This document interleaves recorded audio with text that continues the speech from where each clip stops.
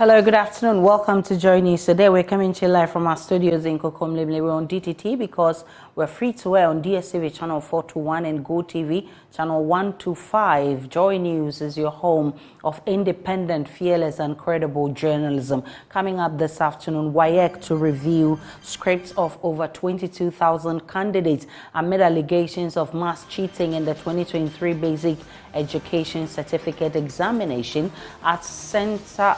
Entire results of 42 candidates are cancelled. Also, President Akufo-Addo nominates 3 more persons to go on to the Supreme Court after appointing 15 in the last 7 years. We are live in Parliament where the first Deputy Speaker made the announcement. Also, family of missing Senior Lands Commission's officer Rodolin Dako offers 100,000 cedis reward for information on the whereabouts of their relative. Plus, condition of access routes around the stalled Midday Interchange construction has grown worse, with motorists and businesses around the facility bearing the brunt. We have updates from that side. We have business, sports, world news, and showbiz coming up this afternoon. We're also live on Facebook, YouTube, Instagram, and X Spaces via Joy News on TV. My personal handle is @Denana Aisha. Please do stay for details.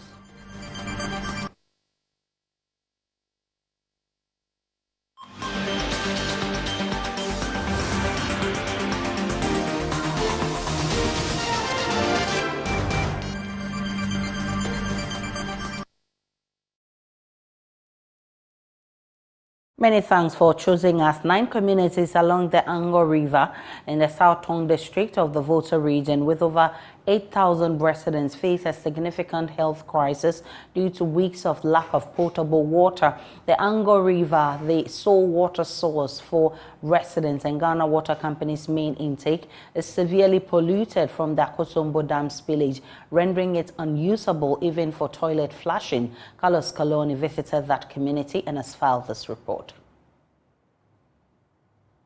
Into them due to the spillage of the Akosombo Dam, the water has become very turbid. The Angor River has been the sole source of water for over 8,000 residents in 9 communities within the Agave traditional area in the South Tong district of the Volta region for centuries. The Ghana Water Company's Keseve headwork also depends on this water body to supply many towns in the Greater Accra region. However, heavy pollution caused by the Akosombo Dam spillage has left residents without alternatives for weeks. First of all, is the water that we use, but now we are not using it because the water has spoiled. Even they say that we should not use it to wash spreads. Even to wash our clothes, we are not using it because we don't have water. So what we need is the government to help us to get the water for us. Maybe even our kids, they don't have water to drink. The one that they use to wash their clothes don't get some. So we are just begging the government to come help us because the pipe is not coming. So we use pure water. And sometimes you don't have anyone at all to wash it. So what do you think the government can do to solve this problem for you residents? Okay, we need help.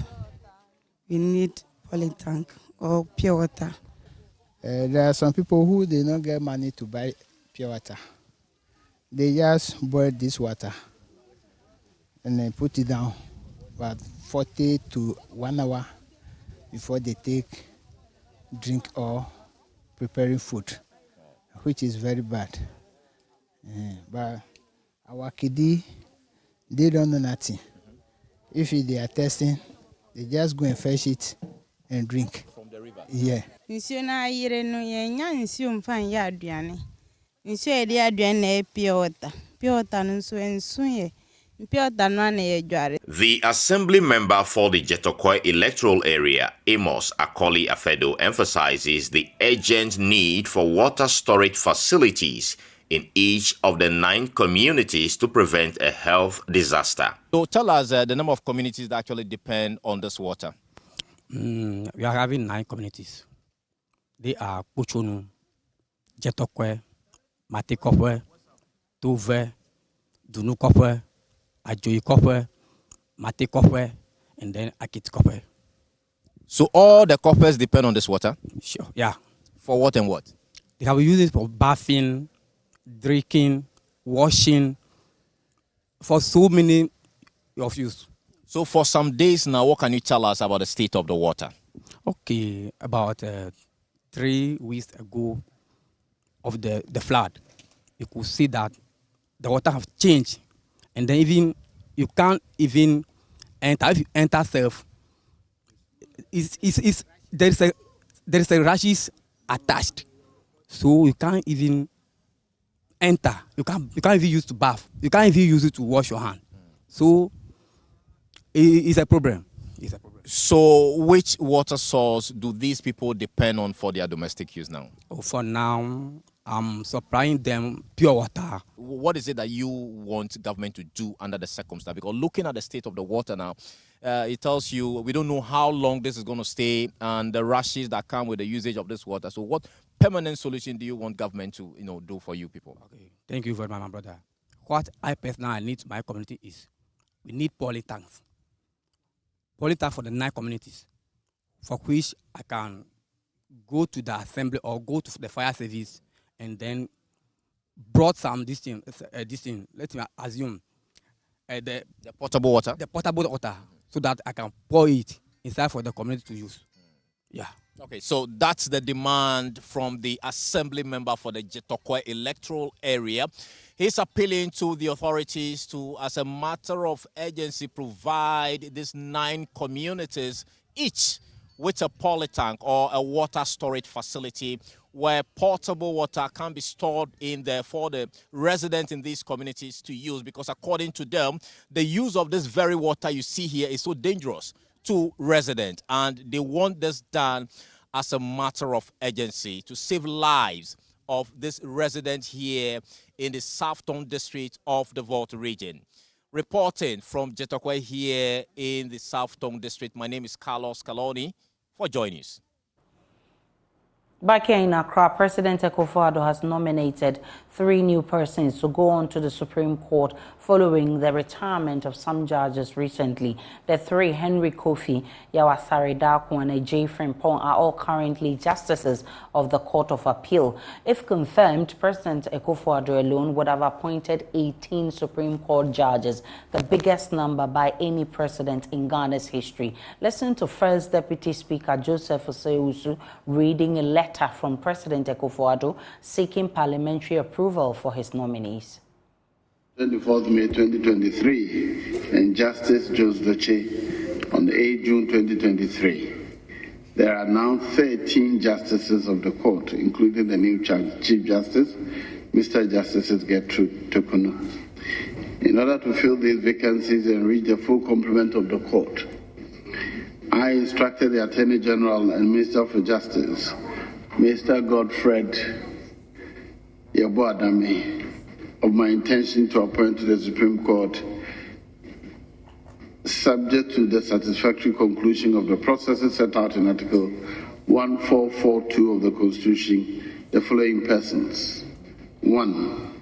Justice Henry Anthony Kofi, Justice of Appeal. 2. Justice Yao Asaridako, Justice of Appeal. And 3. Justice Richard Ajay Frimpong, Justice of Appeal. On 27 July 2023, the Judicial Council advised me by letter under the hand of the Council Chairperson, Chief Justice Gertrude Isabasaki Tokonu, of the suitability of my nominations of these persons for appointment to the Supreme Court. Upon receipt of the Judicial Council's advice and in accordance with my duty under Article 1442, I consulted with the Council of State by submitting the names and curricula vitae of the nominees for appointment to the court. The Council of State has, by a letter dated 11th August 2023, notified me of the successful completion of the consultation process. I'm therefore, in accordance with Article 1442 of the Constitution, seeking the approval of Parliament for the appointment of the nominees as Justice of the Supreme Court.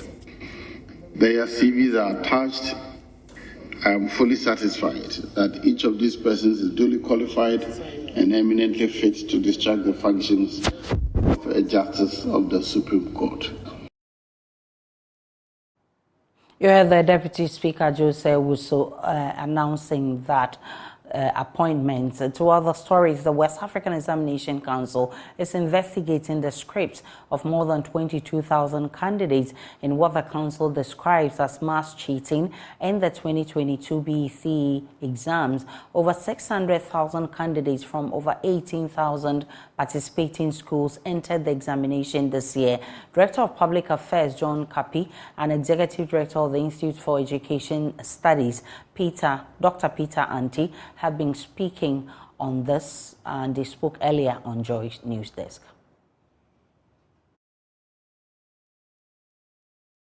Possible for us to be able to go into all of that and be able to come out with the veracity of the allegations or otherwise. And so, yes, going forward, we'll see what we can do to make sure that things are fluid and people get to understand better what we are doing. I'm grateful, gentlemen, for joining us. John Atie is Director of Public Relations at WAEC, and Dr. Peter Atie, I beg your pardon, is the Executive Director of the Institute of Education Studies. Now, let's get on to...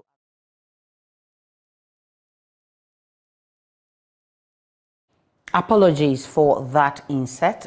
We'll bring you the right one, where you have John Kapi and Dr. Atie reacting to what has happened with the BEC results. To other stories, Senior Lands Administrative Officer and mother of two, Rodalyn Amwa, has gone missing for more than 2 years. Her husband, Dr. Wilberforce Agre of the Petroleum Department of KNUST, is on trial at the Kumasi High Court, accused of kidnapping his wife. Now, the family of 32-year-old Rodalyn has announced a 100,000 Ghana cedis reward for information leading to the location of their relative. Ohemen Teria visited the family house, where devastated relatives remain hopeful to see their missing family member. My father, my daughter Rhoda, got missing in 2021, August. A tearful and distraught mother seeks answers to finding her missing daughter, described as a breadwinner of the family. Cecilia Obiniwa Apia, the mother of missing Rodalyn Amwadako, is a former headmistress of the Krobo Girls Senior High School, currently on retirement. Traumatized by the disappearance of her daughter, she looks up to a divine intervention to soothe her anguish. It has been 2 years of sorrow, 2 years of expectation, expecting that I'll get up one day, then I'll hear that Rhoda has come. I've waited and waited and waited, and it's 2 years plus now, and to no avail. It has not been easy at all as a mother. The angels of God, I'm praying that they bring her from wherever Rhoda has been kept to me, so that it will be a Christmas bonus for me. Police prosecutors told the Asokwa District Court in 2022 their preliminary investigations linked Dr. Wilberforce Agre of the Petroleum Department of KNUST to an altered kidnapping note. Police also accused him of using his wife's phone to distribute text messages from a spot near his KNUST campus home. But he was discharged by the court in February 2022 and subsequently rearrested to face new charges at the Kumasi High Court, where he was subsequently granted bail. Two other suspects, Justice Apia and Yao Amwatin, said to have sold and bought a phone belonging to missing Rodalyn Amwadako, are also standing trial. But the family of Rodalyn is courting public support to help find their kinsman. I am appealing to Ghanaians. I'm so on my knees that whoever has heard of where Rhoda has been kept, whoever had a clue as to where Rhoda is, and whoever was involved in Rhoda's kidnap, please, you should all let me know.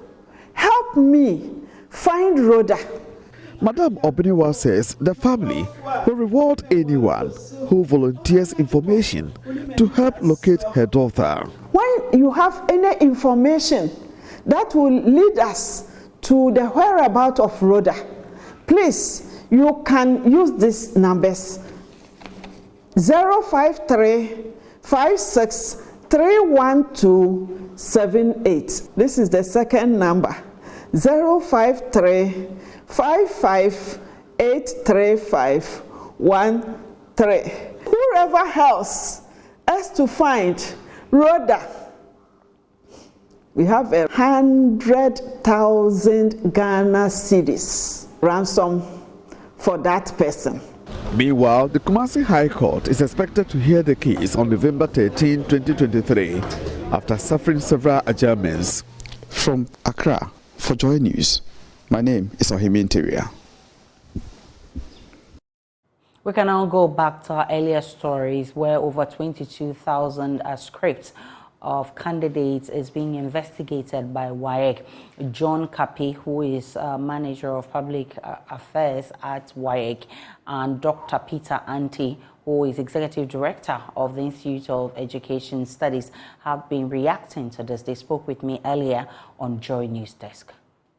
What has happened to the previous year's information that they gave us? I think that will give us an idea of what is really going on, because I know that some of these students whose results have been upheld or they are holding on to, depending on the investigation, the outcome of the investigation, some of them would still go through.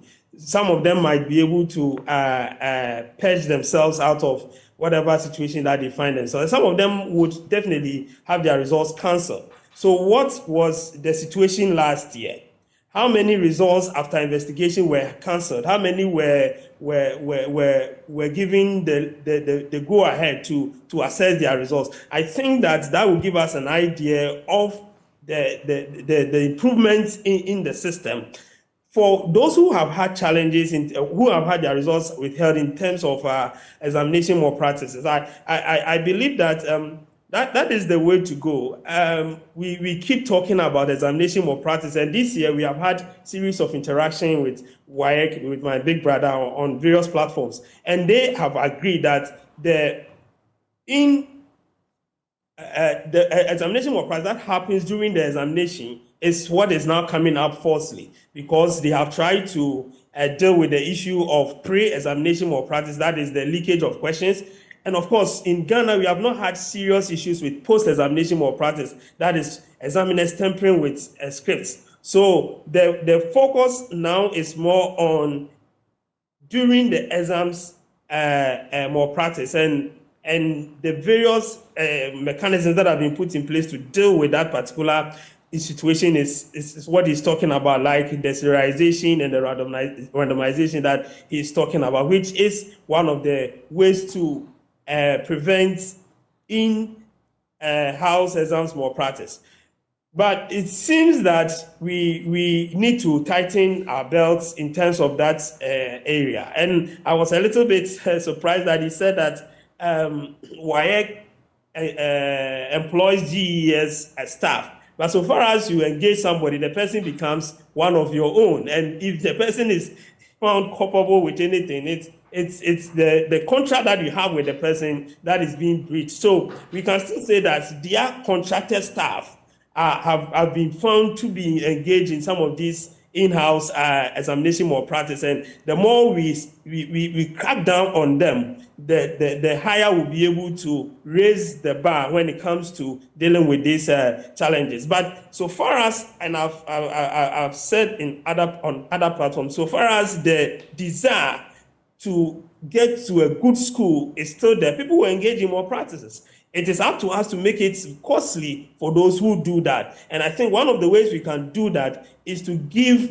updates as to what has happened with the investigations that we said we were conducting previously and what the way forward has been. And then we can now publicize what is happening this year, so that next year we'll give the people an update. Although maybe you might have done it during the year, but when you are releasing these results and you have people's results being withheld for last year, and we have had instances where people's results have been held and they have been back and forth and so on and so forth with WAEC. So they should give us an update. What happened to those results that were withheld, those that were released without problems, those that were cancelled outright, and all those things. And then we can go ahead and talk about what is happening now. Mr. Kapi, and thankfully we still have him here. Your response to the issues that Dr. Peter Atie is raising. Number one, the invigilators, the people that you contract to invigilate who are found culpable in some of these malpractices. And two, the update of the previous ones we've had to deal with.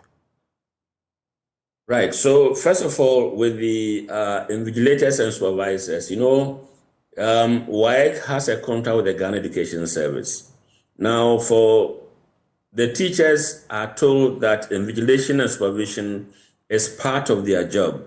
And so whatever we give to them is something like a little pittance for refreshment, And so we really do not pay them a fee for invigilating and supervising the examination for us.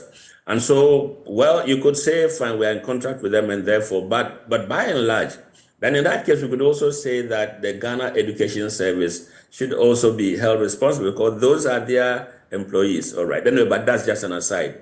I think that we need to, going forward, we need to be able to bring some sanity, especially on the part of the teachers. We have reported a number of them. Some were sanctioned, some were reduced in rank. I don't have the statistics in front of me right now, but every year for teachers who are found culpable, we report them to the Ghana Education Service.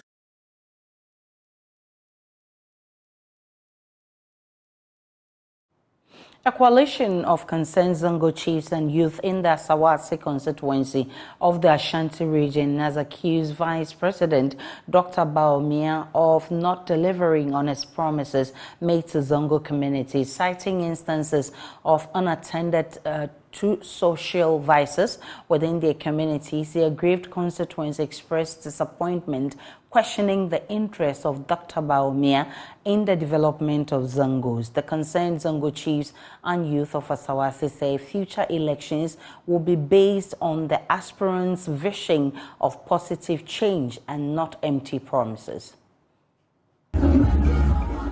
Ghana's political terrain is taking major historical turns. For the first time in the nation's history, the presidential candidates of the two prominent political parties hail from the regions of the north. However, a common trend among political candidates is the political promises that never see the light of the day. President of the concerned youth of Asawase, Umar Harris, is calling out the Vice President Dr. Muhammadu Bawumia for failing to address critical economic reforms and social justices in many deprived Zongo communities. When he speaks, he lies. The second is when he makes a promise, he don't keep his promise, he breaks his promise. These are the sayings of the Holy Prophet Muhammad. And today in Ghana, in the political landscape of Ghana, anytime our own brother, His Excellency Dr. Mahmoud Bawumia's name is mentioned, then everybody is attributing lies to his name and it has become synonymous of his name. They promised our northern sisters and brothers who migrate from the north to come and work here, the Kaya precisely called, that he was going to build a housing for them so that they will stop sleeping outside. Today, 7 years in The condition of the stalled Obam Interchange project in Accra is worsening for users and those doing business within the Abosilkai, Carnation and Graphic Road enclave.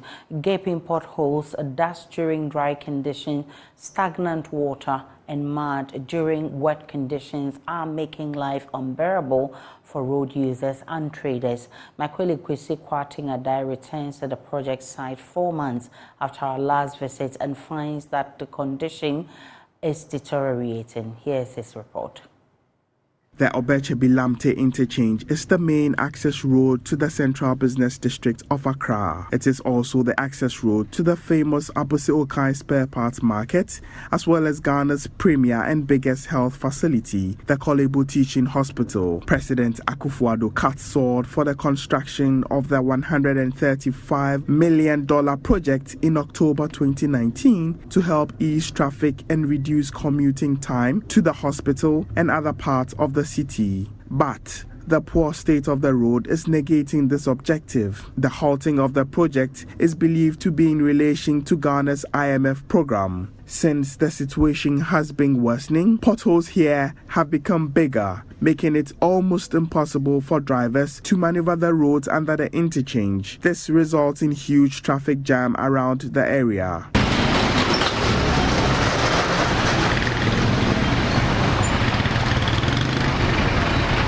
The situation has been worsened by muddy conditions and stagnant waters collected in these gaping potholes.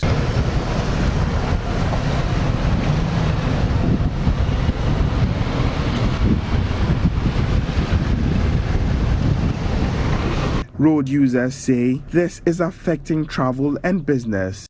Drivers say they are forced to incur huge maintenance costs due to the damage caused to their vehicles. I'm just coming from the market to get some spare parts.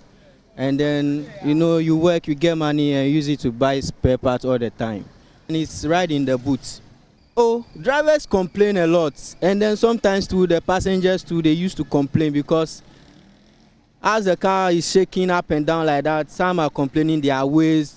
Ghana is old, like 60 years and above, and we are still constructing roads. I don't get it. The situation is even worse for those who trade within the enclave. Both wet and dry conditions have some impact on them. Because they haven't finished the road, a lot of traffic. When you go to the central box, a lot of traffic. Most of the times, it got an accident. You understand? A lot of traffic, and people cannot get car instantly because the road are not completed. The business will move very slowly because, example, someone want to come in and come and buy some parts. He have to park the car outside, walk distance before coming. Maybe the time that the person will come, people are just closing, and it will affect me. It will affect the person too as well. Secondly, the dusty.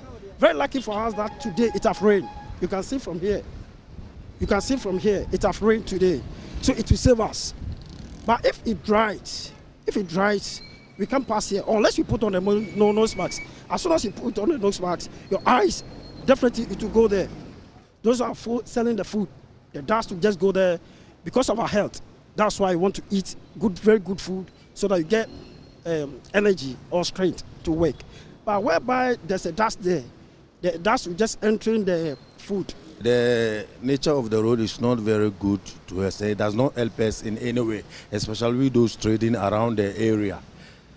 Full of dust, and the road itself is not very good. So we don't feel comfortable here. So we are pleading to the government through this media that they can accelerate the work so we can also get some relief in the course of time. The dilapidated roads at the interchange has become very treacherous to navigate, posing risks to drivers and passengers. The users are calling on government to, as a stopgap measure, grade and regularly water the road as they await the final completion. Kwesi Adai Kwartens reports for Joy News. We're still live on Joy News today. We'll take a break. When we return, there's business.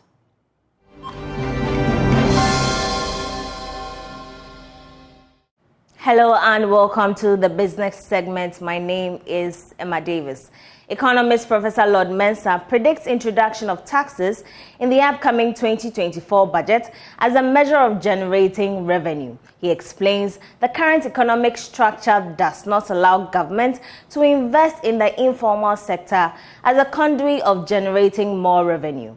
Already, business groups have tabled a number of taxes they either want scrapped or reviewed in the 2024 budget. Speaking to Joy Business, Professor Mensah stated that the budgets must strike a balance between election year spending and fiscal responsibility as required by the IMF.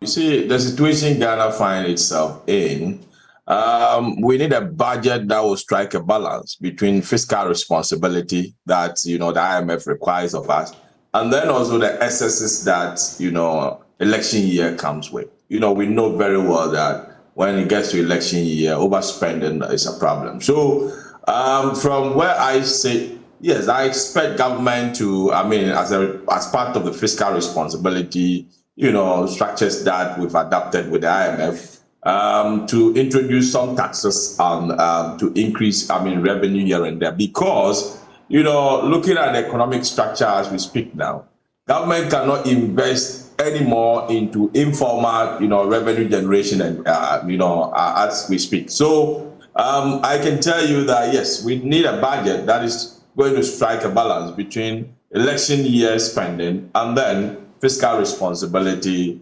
as required by the IMF. The problem is that, we've gotten agitations, and we all understand, that there seems to be that kind of tax fatigue in the economy, a situation where, businesses are going down as a result of, tax being increased, and the way taxes are feeding into prices, prices not being able to come down, keeping inflation high. These are all things that needs to be taken into consideration. And I can tell you that the finance minister has no option than, bring in, some new taxes or repackage, some taxes to, generate the necessary revenue that is required. But then also, we should also appreciate that there could be some shocks as we're going into the 2024. I'm expecting the finance minister to provide kind of contingency to some of these shocks in case, we are not able to rake in as expected. But I can tell you that, there will be possibility of new taxes. Deputy Minister for the Ministry of Communication and Digitalization, Ama Poma Boateng, says government is on course to push for the Ghana Digital Economic Policy. The policy, according to the Deputy Minister, is to digitize fiscal revenue collection, support cashless society, and improve online education delivery. According to her, government will seek to invest in the national fiber network backbone to expand and improve internet connectivity. She was speaking at the 3rd edition of the Ghana Digital Innovation Week. The digital revolution is not merely about adopting new gadgets. It is about transforming industries, governance, and society itself. Through technology, we enhance efficiency, empower our citizens, and connect with the world. That is why we have developed the Ghana Digital Economic Policy, which is to be laid before Cabinet for approval. This policy is building upon the foundations laid by the ICT for Accelerated Development Policy that was developed in 2003. This forward-looking policy zeroes in on vital areas, including digital infrastructure, data-driven innovation, entrepreneurship, data protection, user privacy, cybersecurity, digital literacy, and skills. It is a comprehensive approach that ensures inclusivity and economic growth for all. Today, we stand at the cusp of a new era, an era that beckons us to think bigger, aim higher, and dream beyond conventional boundaries. We must also remain vigilant about the ethical implications of technology. As we innovate, we must do so responsibly, ensuring that the benefits of technology are harnessed for the collective good while safeguarding against potential pitfalls. That's all for business. My name is Emma Davis. For more business news, do log on to myjoyonline.com. Up next is sports. Please stay.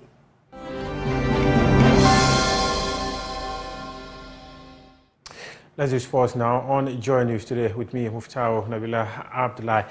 Joy Sports can report that the government of Ghana has rejected the request of the Ghana Football Association to sack Black Stars head coach Chris Hilton. Sources at the Ministry of Youth and Sports tells Joy Sports that the GFA made a request through the Minister of Youth and Sports, but that request was rejected. There were also efforts through lobbying to have the ministry rescind their decision not to back the GFA part company with Chris Hilton. However, those efforts have all fallen into dead ears as the government of Ghana insists that Chris Hilton would stay on as head coach of the senior national team. Chris Hilton already has announced his squad for the World Cup qualifiers against Madagascar and Comoros that are expected to happen on 17th and 21st of November.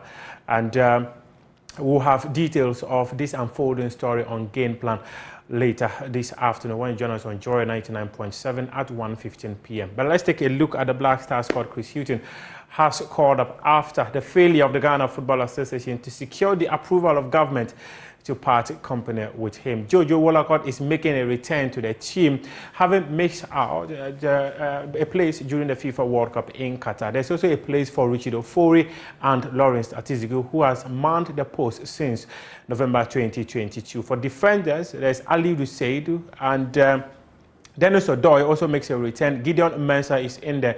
Abdul Fattah Hamid of Midiama FC also makes the squad. Kasim Adams of Hoffenheim is in there. Nicholas Opoku, Daniel Amathe makes a return, and Abdul Mumi is also part of the squad that has been called up by Chris Hilton. For midfielders, Baba Idrisu makes a return. He missed out on a place in the FIFA World Cup last year due to injury and hasn't been able to nail a place in the Black Stars squad, but he's been given an opportunity to redeem himself. There's a place for Majid Ashimeru, Abdul Samed Salis, Edmond Ado, and Mohamed Kudus, as well as Andre Ayew. These are the midfielders called up by Chris Hilton. For the wingers, Osman Bukari, Joseph Pencil, Ernest Nyama, Jordan Ayew, and Kamaldeen Suleimana. And then the forwards are Inaki Williams, Antoine Semenya. These are the players who have been called up by Chris Hilton for the World Cup qualifiers against Madagascar and Comoros. The game against Madagascar will be happening at the Baba Yara Sports Stadium on November 17, while the other game against Comoros will be happening in Monrovia, which is going to be in Liberia, because Comoros, they do not have a certified facility to be able to host a World Cup qualifier. Thomas Partey has not been called up because he suffered an injury at Arsenal and he's likely to be out for the rest of the year. And media reports yesterday said that he underwent surgery and he's likely to be out for the rest of the year. And that also means that there's a possibility he will not be available for the African Cup of Nations in Cote d'Ivoire. The competition is going to start on January 13 all the way to February 11. And if Thomas Partey is not able to fully recover by the end of the year, it means that he will not be available for the Black Stars for the tournament, where Ghana is seeking to end about 42 years of waiting to lift the trophy.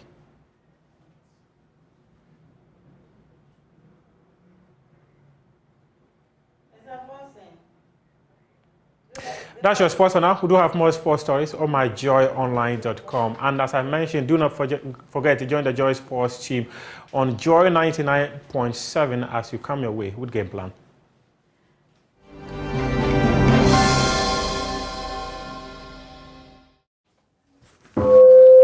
Elsewhere, the situation at Al-Shifa Hospital is difficult from a humanitarian perspective, but from a military perspective, Israel has been straightforward about what they will do, take action. The Israeli military says it has warned Hamas that we're going to do it and we will do it. Unquote. The Israelis have also opened up the main road that connects northern Gaza to the south for several hours a day, which they say will allow people in the north, including those at Al-Shifa, to evacuate. When I went into Gaza a couple of days ago with the Israeli army, they continuously made the point that Hamas hides themselves behind the civilian population. Is an old tactic of insurgencies in asymmetric warfare to hide away and swim in the sea of the people, an official noted. That does it for World News. Up next is Showbiz.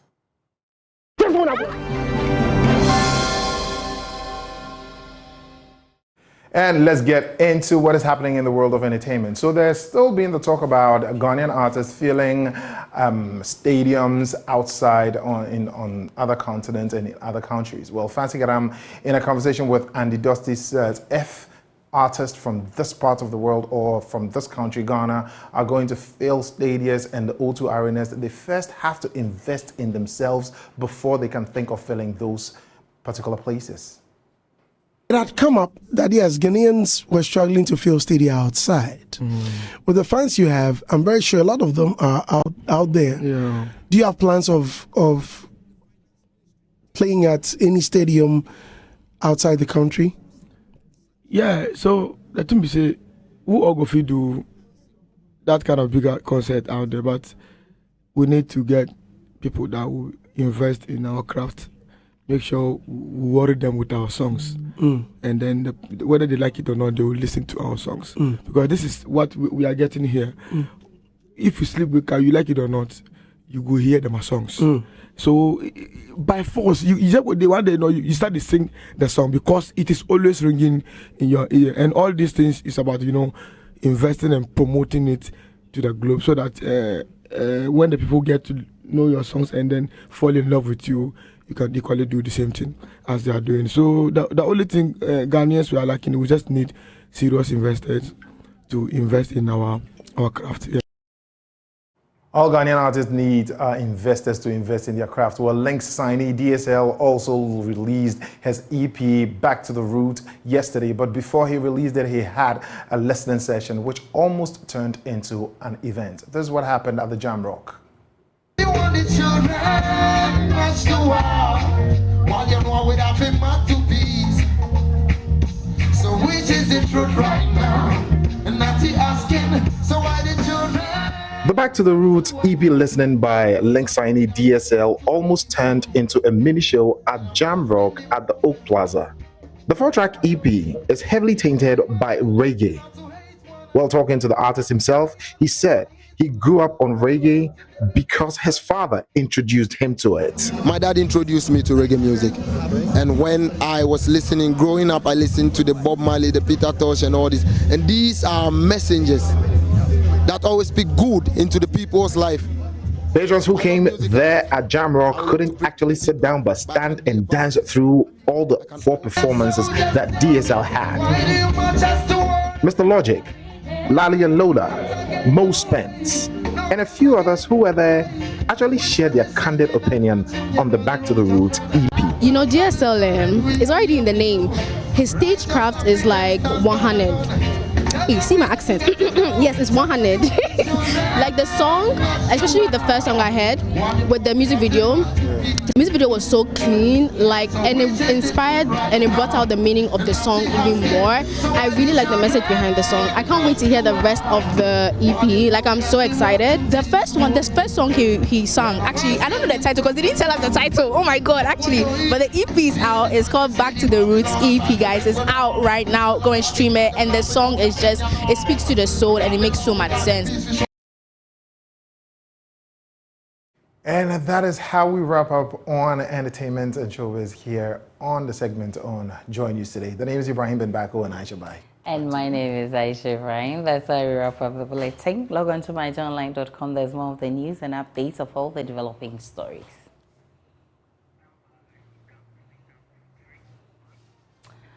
To enjoy the rest of our programs. Hi, Daddy.